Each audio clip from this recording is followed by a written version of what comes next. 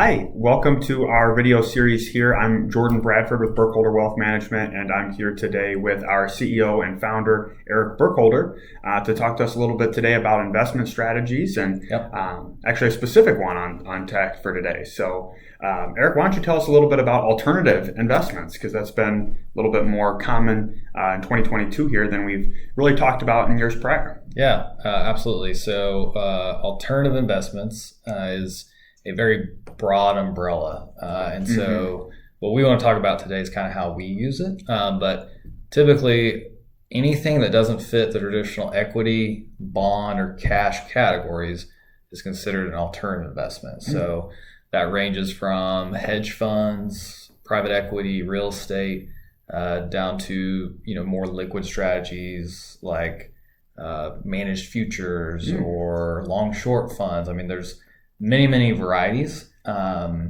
but the kind of connection between them all is they behave differently than the typical investments that you would see in the stock market or bonds.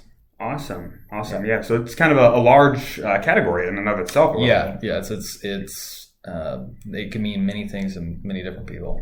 And so as you know, the CFA and head portfolio manager here, how do you incorporate alternatives into client portfolios?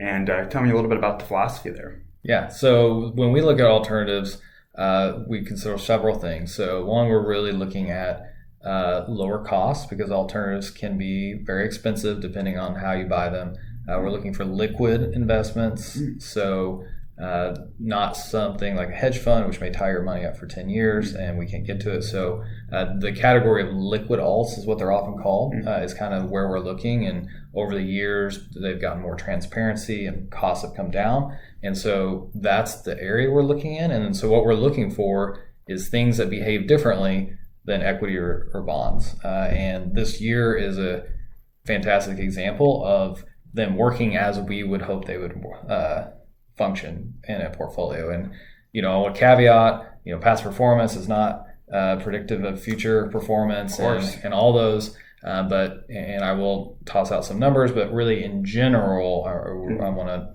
explain why they're in the portfolio using a very specific example of this year. So this year bonds and stocks are down currently, down a lot. On the bond side, significantly. We actually entered a temporary bear market in the S&P 500 last week. And so that happens about 1 out of every 8 time frames. But there's never been a year where stocks and bonds have both ended negatively. But we do go through these periods of time. I think that was a quarterly number, 1 out of 8, where you have both bonds and stocks down. During those times, we would love to have something in the portfolio that is not down. And that's diversification. That's the definition of diversification, exactly. And we use 2 kind of alternative funds currently, and they both happen to be up for the year, both double digits. And again, not saying that that's always going to happen, but that has happened. And so that is really what we're looking for in that alternative bucket. When other things aren't going well, we want that piece to do well.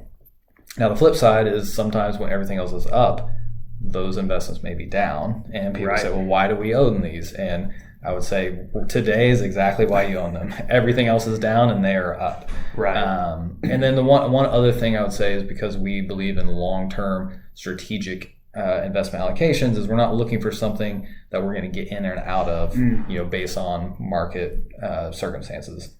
We're looking for strategies that are a good fit long term, and so we do feel like the funds we're using are accomplishing that. And but we're always reevaluating it and looking for new opportunities and making sure the ones we use are still a good fit in the portfolio, because things change, and especially as we mentioned at the beginning of the video, alternatives is such a broad category that there's infinite possibilities. And so what we're looking for is the options that fit well within what we're already doing. And we would try to be very careful about evaluating and making sure they're a good fit before we put them into the portfolio. All right, that sounds awesome. I mean, we're seeing probably in the last handful of years maybe less diversification on investors because there's been a handful of sectors or categories that have outperformed. And I think generally we see that investors start to move into the better performing funds and sectors of the market, and oftentimes they're doing it too late. So this is, I think, a great example of diversification at work in 2022 for us to be able to have positions in a portfolio that are up when the market is down and things don't seem that great overall. So it's adding a lot of value. Yeah, exactly. We think so. And but like you just said, people tend to chase what's done well recently. And so we are not now putting all your money into alternatives, but far from it. We're still maintaining a balanced portfolio. And at the end of the day, you have to have a portfolio that you can stick with long term. And anytime you're making big shifts to what's doing well recently, it's probably going to be hard to stick with that. All the people who piled into growth tech in the past few years, I'm sure they're questioning that decision now. And if you don't have a very solid foundation and understanding of why that's in the portfolio and what percentages it is in that portfolio, you're going to get cold feet and you're going to get shaky and end up making a bad decision. So we really want to make sure everything in our portfolio has a firm foundation. We understand why it's in there. We understand in periods of time when it underperforms, like alts did several of the past years. We knew why they were in the portfolio, and it was for exactly times like this. And so, but if you don't have a really core understanding of what you're doing, it's going to be hard to stick with it. So, it ultimately is a risk reducer to our portfolio. I think when people hear alternatives, often it's scary. You think risky. For our purposes, that's not what we're using them for. We're trying to reduce the volatility of your portfolio, have something that does well when everything else doesn't, and knock on wood, so far this year, they're doing a really good job of that. Yeah, I think one thing I would add is, as alternatives do well in a portfolio, it's our job as portfolio managers to be rebalancing. And so, a lot of folks, have come to us this year and said, it's now a good time to buy. And we always promote, buying when there's a discount.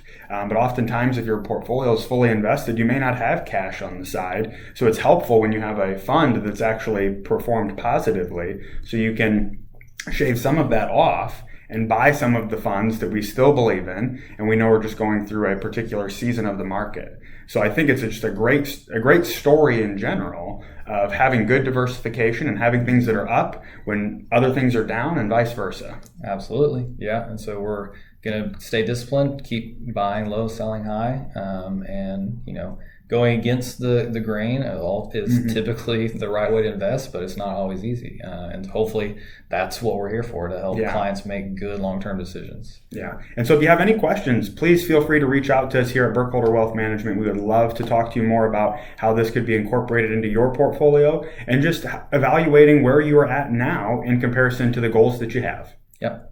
Thank you. We'll see everyone later.